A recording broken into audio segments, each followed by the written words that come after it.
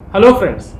इस साल जिस तरीके का FMG 2021 का रिजल्ट आया और उसमें फिलीपींस के स्टूडेंट्स को जिस तरीके की सक्सेस मिली है, आज हमारे साथ मिस्टर आनंद मान हैं जो कि फिलीपींस के MBBS अब्रॉड के एक्सपर्ट हैं और इससे रिलेटेड जानकारी देना चाहते हैं। तो आज हम इस वीडियो में बात करने जा रहे हैं कि कौन से वो क्राइटेरियाज हैं जिसके बेसिस पे अगर हमें फिलीपींस में एजुकेशन लेनी है, मेडिकल का कोर्स करना है, तो कैसे कॉलेज का सिलेक्शन किया जाए। और फिर थोड़ी सी बातचीत हम FMG सक्सेस रेशो के बारे में भी करेंगे। तो चलिए सबसे पहले जानते हैं कि सर, अगर किसी बच्चे को फिलीपींस जाना है और उसने सोच लिया है कि मुझे फिलीपींस से ही मेडिकल करनी है, तो पहली चीज़ ये बताइए कि क्या क्राइटेरिया है, किस तरीके से वो कॉलेज को सेलेक्ट करें, क्योंकि बहुत सारे ऑप्शंस आते हैं। देखिए, कहीं भी हम इंडिया से बाहर जा रहे हैं तो सबसे पहली चीज़ जो हमको देखनी चाहिए, कॉलेज की लोकेशन देखनी चाहिए। फिलीपींस की भी बात करें तो बहुत से कॉलेजेस हैं, 12,000 आइलैंड से बना हुआ कंट्री है, जिसमें से एटलीस्ट 3,500-4 हज़ार आइलैंड्स के अंदर लोग रहते हैं। तो बहुत जगह है, हर जगह इतनी सेफ, इतनी डेवलप नहीं होगी। तो किसी भी कंट्री का कैपिटल है वो वहाँ का बेस्ट सिटी होगा, सबसे सिक्योर होगा, इंफ्रा भी सबसे अच्छा होगा। तो सेम चीज़ मनीला पे लागू है। मनीला फिलीपींस की कैपिटल है, जो कि most secure, most safe, most developed city है वहाँ का। यदि आप कहीं प्रोविंसेस में दूर कॉलेज में भेजते हैं तो वहाँ इतनी फैसिलिटी भी नहीं मिलेंगी, इतनी सिक्योरिटी भी नहीं मिलेगी। तो सबसे पहली चीज़, कहीं पे भी आप जाते हैं, जब आपको कैपिटल में ऑप्शन मिल रहा है तो मेरी पर्सनल एडवाइस रहेगी कि कैपिटल से बाहर न जाएं। बिल्कुल ठीक बात है। अगर कहीं पर भी किसी भी कंट्री की अगर हम बात करें तो ऑब्वियसली उसका जो कैपिटल सिटी में जो फैसिलिटीज़ होती हैं या जो कनेक्टिविटी होती है वो कहीं नहीं होती है। बिल्कुल ठीक बात है। दूसरा क्राइटेरिया हम देखते हैं कि कॉलेज की फ़ी भी रीज़नेबल होनी चाहिए। किसी कॉलेज की ज़्यादा होती है, कम होती है, तो फ़ी भी हमारे बजट में होनी चाहिए। तीसरी चीज़, फिलीपींस के केस में खास करके हम पहले भी डिस्कस कर चुके हैं कि NMET का भी स्कोर मायने रखता है। तो वो भी आप देख लीजिए कि आपका NMET स्कोर वो कॉलेज एक्सेप्ट कर रही है या नहीं। हाँ, मतलब आप कहने की कोशिश कर रहे हैं कि NMET का स्कोर कम हो या ज़्यादा हो, उसकी वजह से उसके MD के ऊपर असर नहीं पड़ना, तो ऐसा कॉलेज हमें सेलेक्ट करना चाहिए, एडमिशन नहीं हो पाए। ठीक बात है। तो आपका NMET स्कोर कॉलेज एक्सेप्ट करने के लिए रेडी हो। एंड लास्ट एंड फाइनली, हर एक इंडियन स्टूडेंट के लिए जब वो इंडिया वापस आता है तो उसको FMG का एग्ज़ाम देना पड़ता है। वो क्लियर करेगा तभी वो सक्सेसफुल है, अदरवाइज तो उसकी स्टडीज़ वेस्ट हैं, राइट। तो बच्चे को FMG का रिज़ल्ट भी कॉलेज का देखना चाहिए। एज फिलीपींस एज कंट्री की हम बात करें तो FMG रिज़ल्ट में हमेशा टॉप पर रहता है फिलीपींस। नॉर्मली हम देखें तो पिछले कुछ सालों से Philippines and Bangladesh neck to neck रहे हैं, बट अभी लास्ट टाइम वाला रिजल्ट देखो तो बांग्लादेश काफ़ी पीछे छूट गया है फिलीपींस से। तो वो भी हमको देखना चाहिए। तो यदि हम पर्टिकुलर मनीला की बात करें कि मनीला में कौन से कॉलेज का रिजल्ट अच्छा है, तो इस बार तो सर, मैं इस बारे में आपसे पूछना भी चाह रहा था कि इस साल बहुत सारे बच्चों ने FMG में 2021 में क्लियर किया है फिलीपींस से, तो कौन से कॉलेज का इस साल स्कोर बहुत अच्छा रहा, यानी उनका परफॉर्मेंस बहुत अच्छा रहा या सक्सेस रेशो बहुत अच्छा रहा? मनीला में एक कॉलेज है, एमा स्कूल ऑफ मेडिसिन। इस बार का जून 2021 का रिजल्ट देखें तो जो टॉपर है डॉक्टर शुभम शाकिर, वो एमा स्कूल ऑफ मेडिसिन का स्टूडेंट है। एंड एक बहुत अच्छी चीज़ है कि इसके 6 स्टूडेंट्स को देख करके बताता हूँ, इतने नाम याद नहीं रहते, सॉरी। एक नाम तो मैंने आपको बताया, डॉक्टर शुभम शाकिर, ठीक है। देन यहाँ से डॉक्टर पुनीत सरदाना है, डॉक्टर शौर्य मयूर है, डॉक्टर हितेश किन्हा है, डॉक्टर गौतम जीवराज जी का है, मराई क्रिस्टल है। बहुत अमेजिंग बात बताई आपने, मतलब this is really good.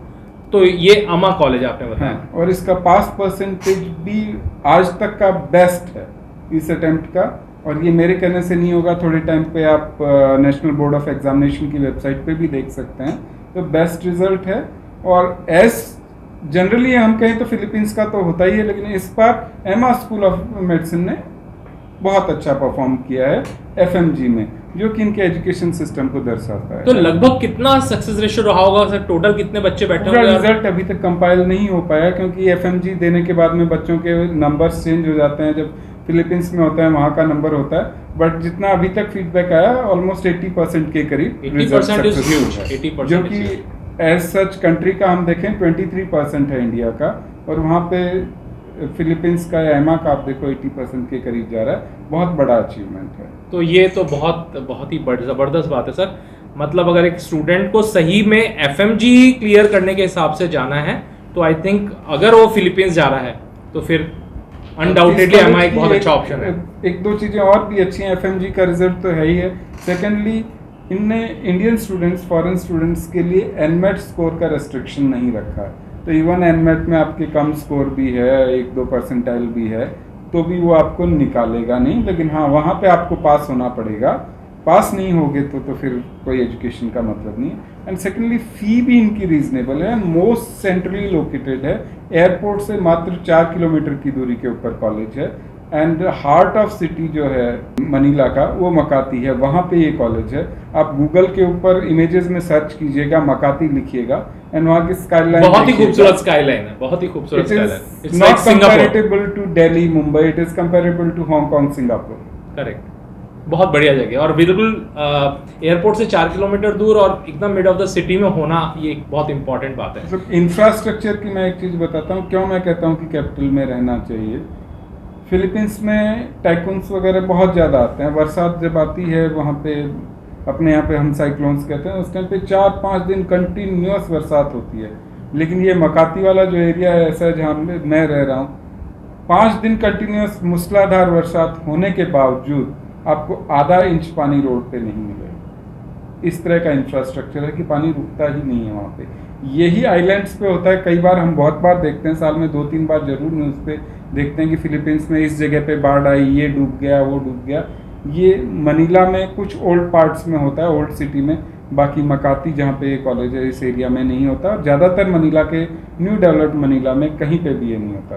But islands पे आप जा रहे हैं, प्रोविंस पे जा रहे हैं, तो वहाँ पे जाते टाइम पे ध्यान रखिए कि वहाँ पे ऐसे टाइम पे बहुत दिक्कतें हो जाती हैं। इसलिए भी मैं कैपिटल से बाहर जाना सजेस्ट नहीं करता हूँ। ओके, अब इसमें नेचुरल बात है कि अगर आप हमा मेडिकल कॉलेज के बारे में बता रहे हैं तो मुझे थोड़ा सा यहाँ के हॉस्पिटल्स और इसके एसोसिएशन के बारे में बताइए कि भाई, और इधर के इंफ्रास्ट्रक्चर के बारे में बताइए कि कैसा इंफ्रास्ट्रक्चर है। और इस कॉलेज की सबसे खास बात यह है कि इसके सारे गवर्नमेंट हॉस्पिटल से टाई अप हैं। फिलीपींस में नॉर्मली क्या होता है, जो प्राइवेट मेडिकल कॉलेजेस हैं उनकी खुद के हॉस्पिटल्स हैं, उनमें एक बहुत बड़ा डिसएडवांटेज होता है कि एक तो हॉस्पिटल छोटा होता है, दूसरा वहाँ पे मेडिकल एक्सपेंसेस बहुत ज़्यादा हैं, तो हर कोई प्राइवेट हॉस्पिटल नहीं जा सकता, तो इतने पेशेंट्स नहीं मिलते। और मेडिकल प्रोफेशन में ओपीडी सबसे ज़्यादा इम्पॉर्टेंट होती है। हम इंडिया में भी देखते हैं तो गवर्नमेंट कॉलेज इसीलिए प्रेफर करते हैं कि गवर्नमेंट हॉस्पिटल में पेशेंट OPD फ्लो बहुत अच्छा होता होती है, पेशेंट ज़्यादा होती हैं, तो आपको सीखने को ज़्यादा मिलता है। तो एमा स्कूल ऑफ मेडिसिन का 4 गवर्नमेंट हॉस्पिटल्स के साथ टाई अप है। इनके बच्चे क्लर्कशिप के लिए वहीं जाते हैं। एक पसै सिटी जनरल हॉस्पिटल है जो कि मनीला का ही पार्ट है। देन क्यूजॉन सिटी जनरल हॉस्पिटल है, वो भी मनीला का ही पार्ट है। एक थर्ड बागियो सिटी जनरल हॉस्पिटल है। बागियो फिलीपींस का शिमला आप कह सकते हैं, समर कैपिटल की तरह से वो है, टूरिस्ट प्लेस है, हिल स्टेशन है, वहाँ का भी जनरल हॉस्पिटल है, वो भी एमा के साथ अटैच्ड है। एंड सबसे important, Philippines armed forces hospital भी एमा के साथ में अटैच्ड है। तो बच्चे को जो क्लर्कशिप है, जो हम इंटर्नशिप बोलते हैं, उसमें बहुत अच्छा एक्सपोजर मिल जाता है। ओके, और अब ये तो मतलब इस हिसाब से अगर बच्चे को क्लिनिकल एक्सपोजर मिल जाता है और स्ट्रिक्टली पढ़ाई हो जाती है तो फिर बच्चा सक्सेस तो लेके आ ही जाएगा, इसमें तो कोई डाउट ही नहीं है। लेकिन अब अल्टीमेटली लास्ट बात जो बहुत इंपॉर्टेंट होती है, रहने और खाने की, तो वहाँ पर किस तरह की रहने और खाने की सुविधाएं हैं आसपास? क्या बच्चे को इंडियन फूड मिल जाता है, किस कॉस्ट में मिलता है, थोड़ा इसके बारे में भी बताएं। और कॉलेज के जस्ट लगते हुए, मतलब मैं ये कहूँगा कि 20 मीटर भी नहीं, कॉलेज की पीछे की दीवार के साथ में ही सबसे पहले इंडियन कैंटीन स्टार्ट हो जाती है। और with in a radius of 100 और 150 मीटर आपको कम से कम 7-8 इंडियन कैंटीन्स मिलेंगी। वहाँ पे आपको पूरा इंडियन फूड मिलेगा। और जो नॉर्मल मंथली चार्जेस होते हैं, 4000 पैसों वो चार्ज करते हैं फॉर मंथली फूड, जिसमें आपको रोटी, सब्जी, दाल, चावल सब मिलता है। और वीक में 1-2 बार कुछ स्पेशल डाइट भी होती है, जैसे कभी डोसा दे दिया, कभी कुछ दे दिया, कभी खीर बना दी। और बड़ी, मतलब शायद बहुत से लोग मानेंगे भी नहीं, लेकिन कभी कभी वहाँ पे आपको सरसों का साग और ये सब भी मिल जाता है। लेकिन इंडिया अगर से बाई बाहर चांस किसी को वो किसी एक पर्टिकुलर कैंटीन का खाना सूट नहीं करता है तो फिर क्या करे बच्चा? बच्चा मंथली बेस पे करता है, इस वजह से खाने की क्वालिटी भी अच्छी रहती है कि कोई कैंटीन अच्छा नहीं दे रही है तो बच्चा तो नेक्स्ट मंथ दूसरी कैंटीन में चला जाएगा। मैंने बताया मतलब बहुत सारे कैंटीन के ऑप्शंस हैं। 7-8 ऑप्शंस हैं, तो उनको क्वालिटी मेंटेन रखनी पड़ती है। 4,000 पैसों आपको मंथली पे करना होता है, दैट मीन्स लगभग 6,000 इंडियन रुपीज आपको पे करना। वो तो रीजनेबल है, इंडिया में भी लगभग इतना खर्चा आ ही जाता है खाने के लिए। चलिए सर, ये तो बहुत ही अच्छा इंटरेस्टिंग इन्फॉर्मेशन आपने मेरे को दी। तो अब इस मामले में मैं अपन ये मान सकते हैं कि Philippines is a good option. जिस तरह का रिजल्ट आमा ने इस साल दिया है तो डेफिनेटली एक बहुत ही बढ़िया चॉइस आमा स्कूल ऑफ मेडिसिन हो सकता है। तो आपने जो जानकारी दी सर, ये बहुत यूज़फुल होगी काफ़ी सारे स्टूडेंट्स को अपना कॉलेज सिलेक्शन करने में जब वो फिलीपींस जाना चाहेगा। और डेफिनेटली वो हमेशा वही कॉलेज सेलेक्ट करेगा जिसका FMG सक्सेस रेशो अच्छा हो, जो कैपिटल सिटी में हो, जिसमें खाने की अच्छी फैसिलिटी हो। तो ये सब जानकारी देने के लिए आपको बहुत बहुत धन्यवाद। आप हमारे साथ रहे, आज आपने हमें जानकारी शेयर की। और सबसे इम्पॉर्टेंट बात ये कि सर, जब कोई बच्चा फिलीपींस चला जाता है तो क्या वो वहाँ पर अपने ऊपर ही उसको पूरा डिपेंडेंट रहना पड़ता है, या हम जो लोग हैं वहाँ पर उनका भी कोई सपोर्ट रहता है? किस तरीके का सपोर्ट बच्चे को मिल पाता है? कॉलेज के रिप्रेजेंटेटिव्स भी होते हैं वहाँ पे, जो कि बच्चे को स्पेशली डेप्यूटेड होते हैं, जो कि बच्चे को जो भी डेली उसकी इश्यूज़ हैं उनमें हेल्प करने के लिए होते हैं। अकोमोडेशन है, फूड का है, और कोई इश्यूज़ हो गया तो ऐसा नहीं है कि कॉलेज ने बच्चे को ये बोल दिया कि क्लास ख़त्म काम ख़त्म। नहीं, कॉलेज के डेप्यूटेड लोग होते हैं जो कि बच्चे को हर एक चीज़ में हेल्प करते हैं। तो ऐसा नहीं है कि बच्चे को मतलब घर से, और आप भी वहाँ रहते हैं, आप भी उनको पूरा? मैं हूँ वहाँ पर, यदि कोई हो तो आप मेरे से भी कांटेक्ट कर सकते हैं, कुछ भी हेल्प की जरूरत। आपका परमानेंट ऑफिस वहाँ पर? हाँ। तो हम लोगों का जो ये परमानेंट ऑफिस है, इसमें क्या परमानेंट स्टाफ रह गई थी, कैपिटल सिटी का एक फ़ायदा आपको ये भी मिलता है कि आपकी एम्बेसी वहाँ पे होती है, तो कुछ मेजर भी इशू है तो आप एम्बेसी में जाएंगे तो आपकी एम्बेसी आपको हेल्प करने के लिए तैयार है। दूसरे सिटी में, प्रोविंस में है तो आप एम्बेसी पे आते आते ही परेशान हो जाएं। चलिए sir, thank you so much for giving such valuable information. अगर आपने अभी तक भी हमारे इस चैनल को सब्सक्राइब नहीं किया है तो अभी चैनल को सब्सक्राइब करें, बेल आइकॉन को प्रेस करना ना भूलें, जिससे कि आने वाले वीडियोस के नोटिफिकेशन आपको मिल सके। आप हमसे जुड़े रहें। Thank you so much, good bye. Thank you.